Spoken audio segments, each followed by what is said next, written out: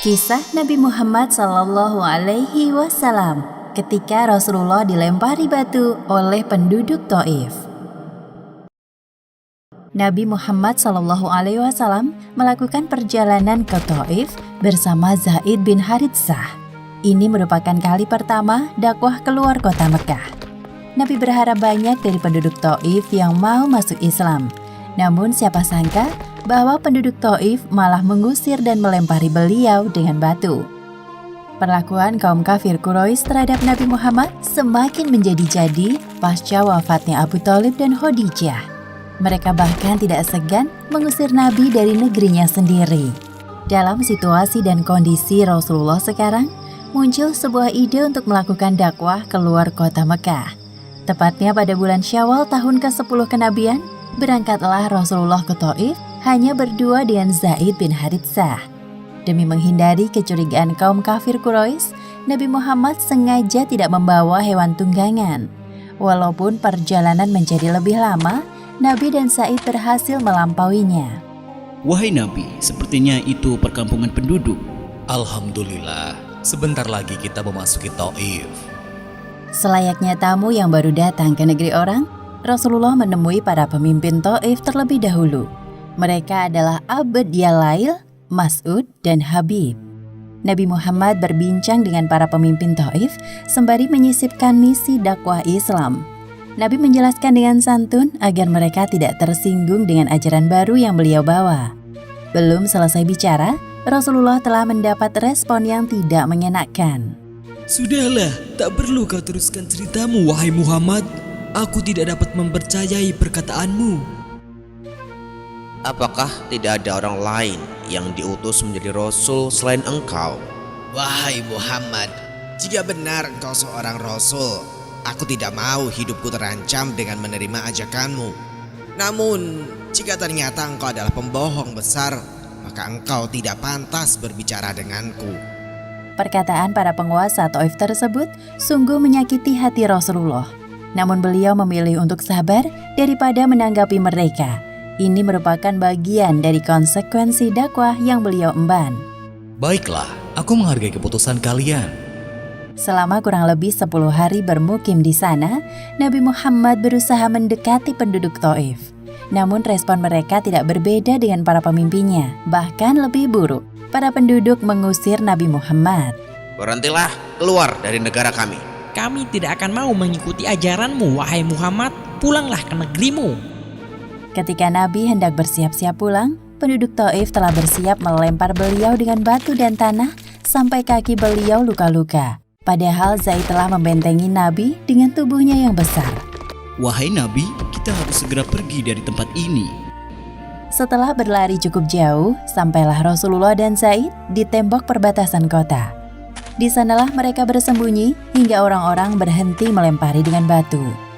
Posisi Nabi Muhammad dan Zaid sekarang 3 km dari kota Taif. Di dekat mereka terdapat kebun anggur.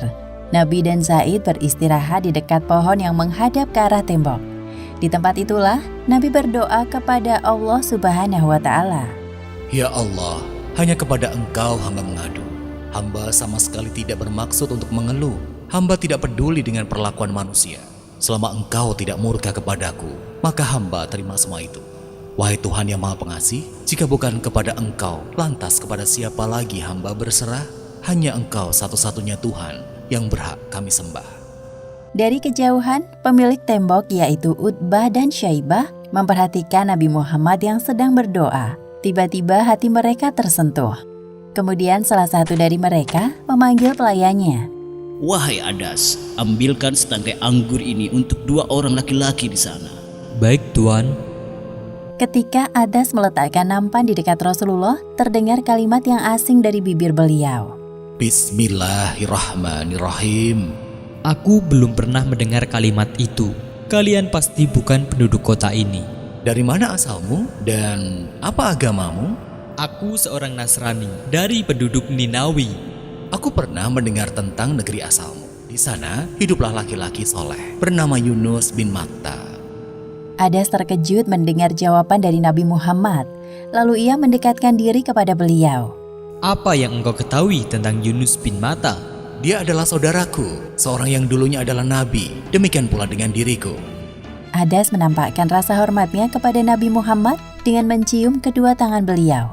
Sementara itu, kedua majikan Adas terlihat kesal melihat perlakuan Adas terhadap orang asing. Lihatlah wahai saudaraku, budak itu telah menantang kita. Ketika Adas berjalan menuju arah majikannya, salah seorang dari mereka berkata, Apa yang barusan engkau lakukan, wahai Adas? Sungguh memalukan. Mengapa engkau melakukan hal itu untuk orang asing? Wahai tuanku, tidak seorang pun di dunia ini lebih baik dari Muhammad. Dia telah memberitahuku sesuatu hal yang hanya diketahui seorang utusan. Memangnya agamamu sama dengannya? Untuk apa engkau peduli dengannya? Tidak, aku seorang Nasrani dan Muhammad pemeluk Islam yang taat. Rasulullah memperhatikan perdebatan antara Adas dan majikannya dari tempatnya bernaung. Beliau berdoa agar Adas tidak terpengaruh dengan perkataan majikannya dan berpaling kepada agama Islam. Celakalah dirimu, wahai Adas. Jangan sampai orang yang bernama Muhammad itu memalingkanmu dari agamamu sendiri, karena jelas agamamu lebih baik dari agamanya. Menyaksikan Adas yang tidak beranjak dari tempat duduknya, Nabi Muhammad hanya bisa pasrah. Setelah keadaan aman, Nabi dan Zaid berjalan menuju ke arah Mekah. Tatkala melewati suatu tempat yang bernama Qoran At-Sa'alib, Allah Subhanahu wa Ta'ala mengutus malaikat Jibril bersama malaikat penjaga gunung menemui Rasulullah. Sesungguhnya Allah Subhanahu wa Ta'ala telah mengetahui perlakuan kaummu. Dia mengutusku bersama malaikat penjaga gunung. Wahai Muhammad, jika engkau ingin aku meratakan mereka dengan kedua gunung di dekat Taif, aku akan melakukannya. Alih-alih membalas perlakuan penduduk Taif, beliau justru mendoakan mereka. Jangan lakukan itu. Siapa tahu Allah akan menggerakkan hati seseorang dari mereka untuk mengucapkan La ilaha illallah Muhammad dan Rasulullah. Sepeninggal para malaikat, Nabi Muhammad teringat akan doanya. Beliau sangat bersyukur atas pertolongan Allah yang baru saja diterimanya. Hatinya menjadi tentram. Langkah kakinya mantap untuk kembali ke Mekah dengan penuh semangat baru. Zaid bin Haritsah kagum dengan kesabaran Rasulullah dan pikiran positifnya. Di suatu tempat bernama Hiro yang tak jauh dari kota Mekah, Nabi Muhammad dan Zaid beristirahat.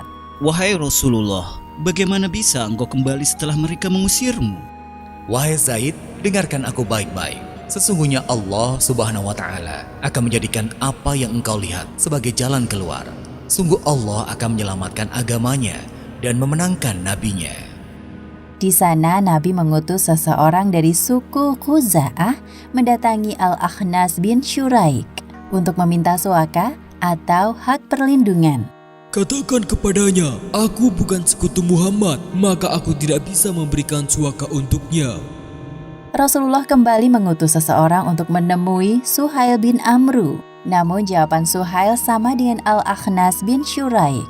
Untuk ketiga kalinya, Rasulullah mengutus seseorang untuk menemui Al-Mut'im bin Adi guna meminta suaka baginya dan Zaid. Ya, aku bersedia. Lalu Al-Mut'im mengambil senjata dan menemui anak-anak dan kaumnya.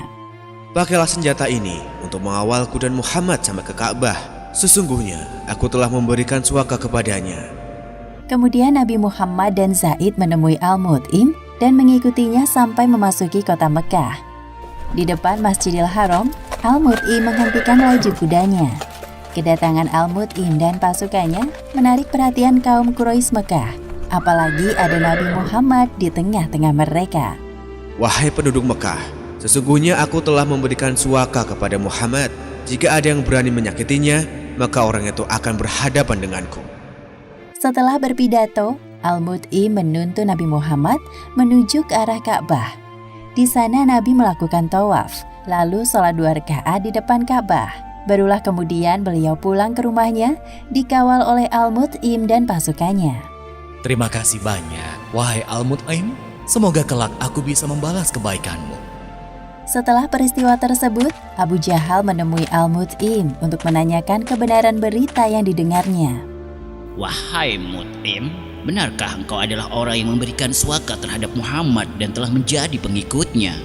Benar, aku telah memberikan suaka terhadap Muhammad, tidak lebih dari itu.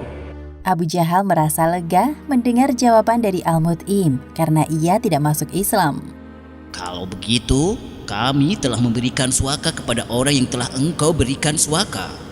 Nabi Muhammad tidak pernah melupakan kebaikan Al-Mut'im.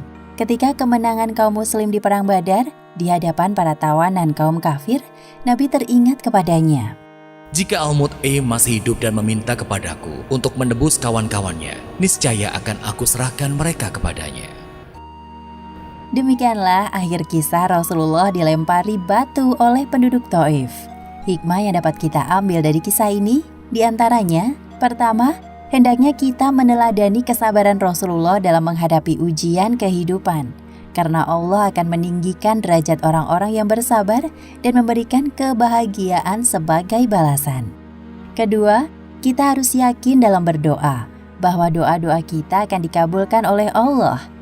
Dan ketiga, mengamalkan sunnah Rasulullah dalam kehidupan sehari-hari adalah bukti kecintaan kita terhadap beliau sebagaimana yang dilakukan Zaid ketika menjaga Rasulullah dari serangan penduduk Thaif. Wallahu a'lam bishawab.